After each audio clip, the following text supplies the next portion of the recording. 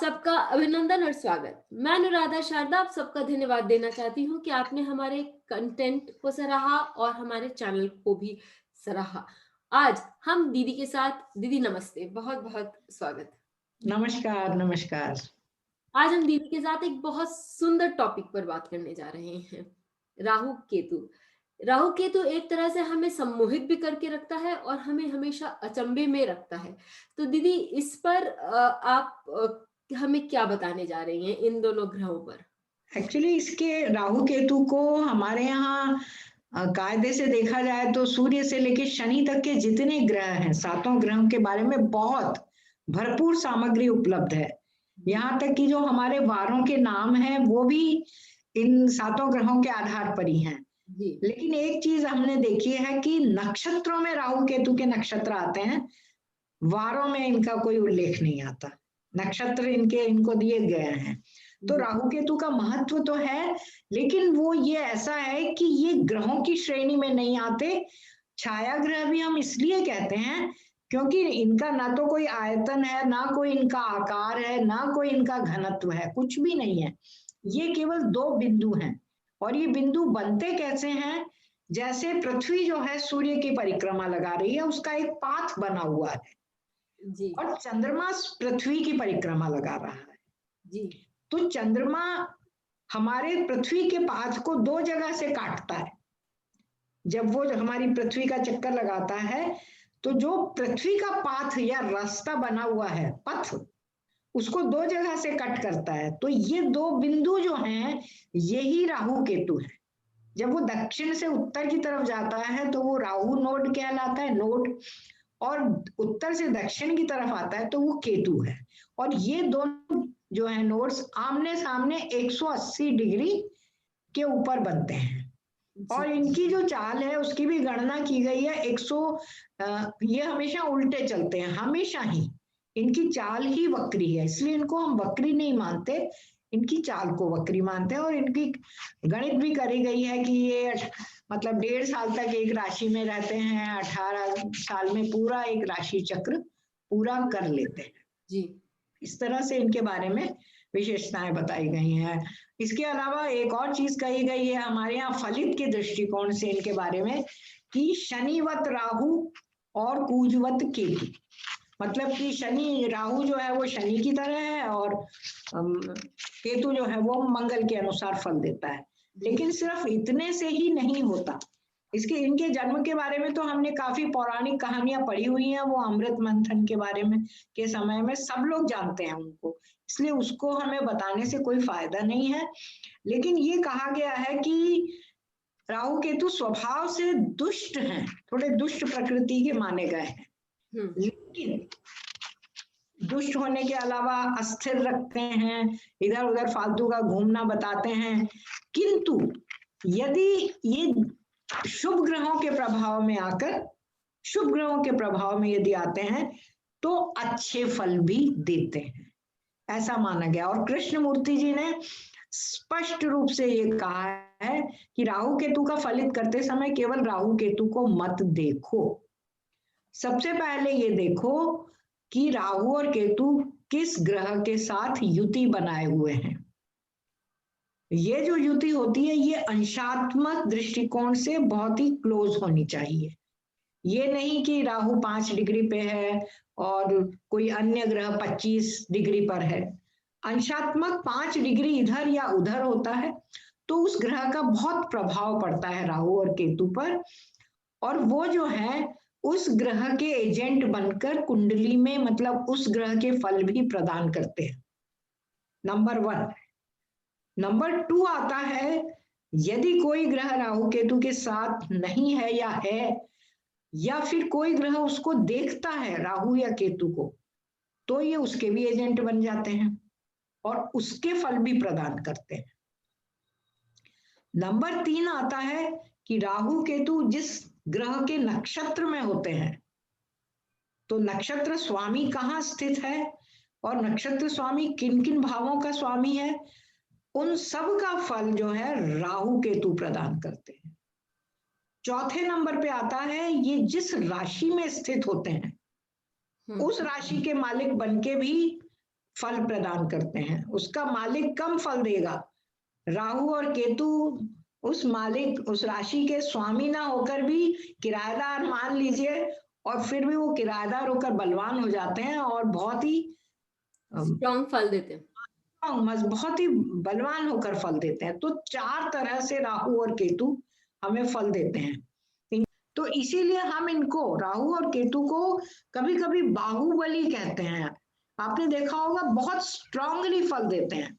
अब ये बात ये है कि ये जिस ग्रह के साथ, यदि ग्रह शुभ है, अच्छे भावों का स्वामी है, तो आपको बहुत अच्छे फल देंगे, आपको कहां से कहां पहुंचा देंगे। लेकिन अगर ये कुंडली के अकारक भावों के साथ संबंध बनाते हैं या युति दृष्टि या उनके नक्षत्र में होते हैं, तो आपको बहुत बुरे फल भी बहुत ही तीव्रता से प्रदान करते हैं।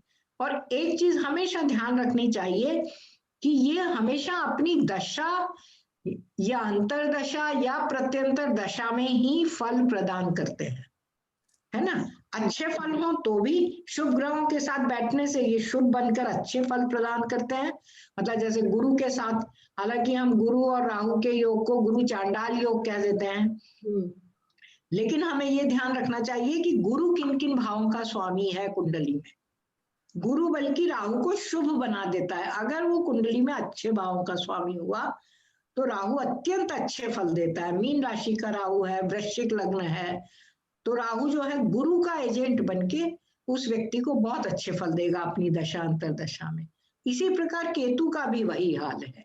लेकिन मान लीजिए राहु मकर राशि, किसी के मकर लग्न है, तो यहाँ पर गुरु जो है वो अकारक हो गया, और गुरु के साथ अगर राहु की युति है और भाव भी उसमें अच्छा नहीं है, तो फिर राहु केतु जो है, राहु जो है इतना भ्रमण कराएगा, इतना उसको इधर उधर भटकाएगा जिसकी कोई हद नहीं है, तब वो अच्छे फल प्रदान नहीं कर पाएगा। मतलब वो आदमी एकदम हताश हो जाएगा लास्ट में, क्योंकि द्वादश भाव भी है ना, लॉसेस ही दिख रहा है उसको, और कुछ भ्रमित कंफ्यूज रहेगा, उसको कुछ समझ नहीं आता, बेमतलब का वो इधर उधर भटकता रहेगा और अपना टाइम गंवाता रहेगा, भटकाव। तो इस तरह से जो है हम इनके बारे में जो है फलित कर सकते हैं। एक छोटी सी हमने एक कुंडली ली थी, मेष लग्न की कुंडली है वो, और उसके लग्न पर, उस व्यक्ति के लग्न पर बुध है, सूर्य उच्च का है और केतु है, और सप्तम भाव में राहु और गुरु है। गुरु चांडाल योग भी बना हुआ है उसकी कुंडली में, और लग्न में केतु जो है सूर्य और बुध के साथ है। आप मानिएगा नहीं, और बहुत क्लोज हैं। जैसे बुध 2 डिग्री का है, सूर्य 3 डिग्री का है, और राहु केतु 8 डिग्री के हैं। तो अब आप इसमें कल्पना कर सकते हैं कि राहु केतु को किस किस ग्रह का बल मिला। सूर्य का मिला, उच्च के सूर्य का, बुध का मिला, और सामने गुरु भी बैठा हुआ है। तो गुरु भी राहु को भी बल प्रदान कर रहा है और केतु को भी बल प्रदान कर रहा है। ये व्यक्ति जो है बुध की महादशा में सीए कर रहा था अपनी यंग एज में, 22-23 साल की उम्र में, और जैसे ही केतु की महादशा आई, आप मानिएगा नहीं कितना स्ट्रगल करना पड़ता है व्यक्ति को पढ़ाई करने के बाद भी। वो सीए बन गया और उससे कहा गया कि भाई तुम नौकरी करो, जॉब कर लो, तुम्हारे लिए जॉब है। उसने कहा नहीं, मैं जॉब नहीं करूंगा, सप्तम भाव है, मैं अपना ही प्रैक्टिस करूंगा। और उसने प्रैक्टिस शुरू करी, और 7 साल में तो वो कहां से कहां पहुंच गया। मतलब शुरू होते ही बहुत अच्छा राइज किया। इसके पीछे ये रीजन था कि केतु को सूर्य का बल मिला, उच्च के सूर्य का बल मिला, सामने से गुरु का बल मिला, और घर से दूर जाकर, जहां उसका नेटिव प्लेस था, जैसे जयपुर राजस्थान में उसका जन्म हुआ, वहां नहीं गया वो बिहार और बंगाल में जाकर सेटल हुआ, अनजानी जगह में। उसके बावजूद भी वो वहां सेटल हुआ, और बहुत जल्दी वो राइज कर गया, यहाँ तक कि वहां की एसोसिएशन का प्रेसिडेंट तक बन गया। तो हमने ये देखा कि केतु की 7 वर्षों की महादशा में उसने बहुत राइज किया, और उसके फिर आने वाली शुक्र की महादशा, जो धनेश और सप्तमेश था, वो एकादश भाव में उसके बैठा था, उसने तो उसको मतलब जीवन में बहुत ही स्थायित्व ला दिया। मतलब तो राहु केतु के लिए हमें हमेशा ये चीज ध्यान रखनी चाहिए मैं पढ़ाती हूँ तब भी ये चीज बार बार कहती हूँ कि राहु केतु को इतना सस्ता मत समझो, ना इतना बुरा समझो और ना बहुत अच्छा समझो। सबसे पहले देखो कौन सा ग्रह राहु केतु को देख रहा है, कौन सा ग्रह उसके साथ युति बना रहा है, कौन सा ग्रह उसको देख रहा है, वो किस नक्षत्र में है और किस राशि में है। तो 4 ग्रहों का बल ले लेता है वो। दीदी ऐसे क्षेत्र में ना जैसे आपने बताया कि देखिए वो गया, उसने बोला कि भाई सप्तम भाव का है, तो उस आपने मन से उसके आया कि नहीं मैं तो जॉब नहीं करूंगा, मैं अपनी ही प्रैक्टिस करूंगा, वो चाहे जब भी बढ़े। तो राहु यहाँ जो है राहु केतु एक्सिस पे होने के कारण राहु एक्चुअली उसको जो मटेरियल गेन्स जो आप हमेशा अपने क्लासेस में बताते हैं कि भाई राहु हमको मटेरियल गेन्स देता है, लोग सोचते हैं कि राहु ले लेता है या छलावा ही करता है, तो ऐसा नहीं है, राहु देता भी है।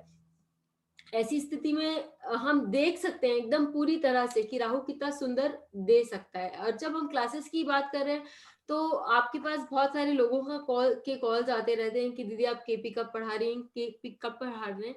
तो हमारी जो क्लासेस हैं, जो सेकंड बैच शुरू हो रहा है, पहला हमारा एक बैच था, लोगों ने दीदी की बहुत सराहना भी करी उस बैच में। यदि आप लोग ज्वाइन कोई करना चाहते हैं हमारे केपी का नया बैच, तो डेफिनेटली हमें व्हाट्सएप करें या वेबसाइट से डायरेक्ट एनरोल कर लें। आप मानेंगे मेरा अपना जो राहु है वो कई ग्रहों से युति कर रहा है, मतलब उसको युति तो नहीं है लेकिन दृष्टि संबंध है।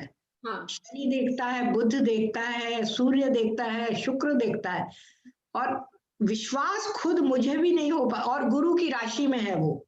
हाँ, तो 5 ग्रहों का बल उसने ले रखा है, और वाकई उसने मतलब 5 ग्रहों का ज्योतिष शास्त्र में जितनी मुझे रुचि या डेवलपमेंट मेरा राहु ने करा है उतना और अन्य किसी ग्रह ने नहीं किया उसके पहले वाली दशाओं ने। और अब तो दशा भी राहु की ही चल रही है। तो राहु जो है बुध का बल ले रखा है, शनि का ले रखा है मतलब गहराई में जाने का, सूर्य प्रभाव क्षेत्र बढ़ाता है, और इधर उधर जहां भी मतलब ऑनलाइन जो ये क्लासेस शुरू हुई हैं इसके पीछे शुक्र का प्रभाव है, दूर बैठकर आप डिस्टेंस टीचिंग कर रहे हैं। तो इतने प्रभाव क्षेत्रों को यदि राहु आपकी कुंडली में वेल पॉजिटेड है, शुभ ग्रहों से दृष्ट है, दशमेश से दृष्ट है, तो क्या करेगा, आपका काम ही बढ़वाएगा ना।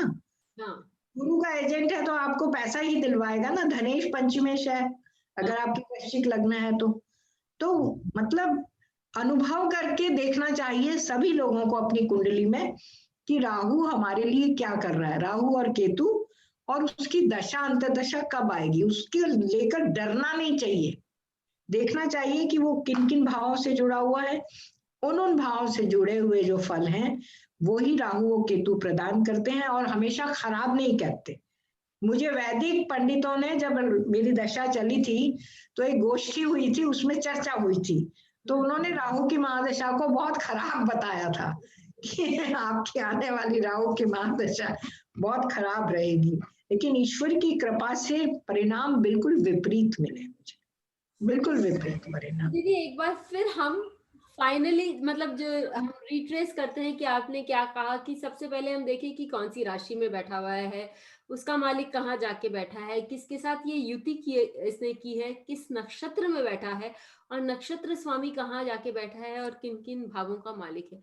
ये सारे रिजल्ट्स राहु अपनी दशा अंतरदशा या प्रत्यांतर में युति, दृष्टि, नक्षत्र और राशि स्वामी, ये 4 हैं, इसके सूत्र यही हैं, और आराम से याद हो जाते हैं, रट लो इनको और हमेशा ध्यान रखो, सब अपनी अपनी कुंडली पे लगा के देखो तो समझ में आ जाएगा। एकदम जैसे दीदी ने कहा अपनी कुंडली में लगाइए, और हमें कमेंट सेक्शन पर जरूर अपने कमेंट्स लिख कर बताइए। फिर मिलेंगे। चलते चलते एक रिमाइंडर, और यदि आप हमारी क्लासेस ज्वाइन करना चाहती हैं दीदी के साथ या चाहते हैं, तो आप डेफिनेटली हमें लिखें या वेबसाइट से एनरोल करें। फिर मिलेंगे दीदी के साथ वापस एक सुंदर टॉपिक में। तब तक के लिए धन्यवाद, बहुत बहुत नमस्कार।